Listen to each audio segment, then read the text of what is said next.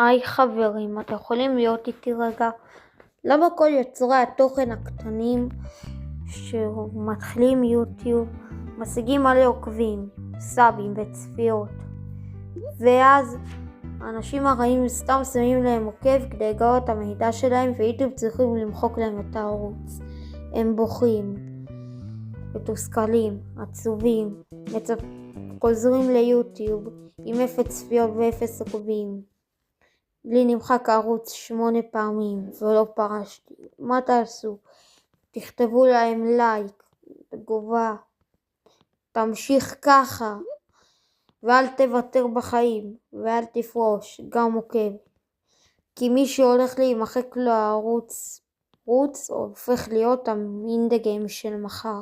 ואגב חבר'ה, אני לא באתי להעתיק מהיוטיובר בייקון קינג, אני רק באתי להגיד, לא רק תאריכו את יוצרי התוכן הקטנים, תאריכו גם את יוצרי התוכן הקטנים שכל שנייה אמור להימחק להם ערוץ בגלל האנשים הרעים.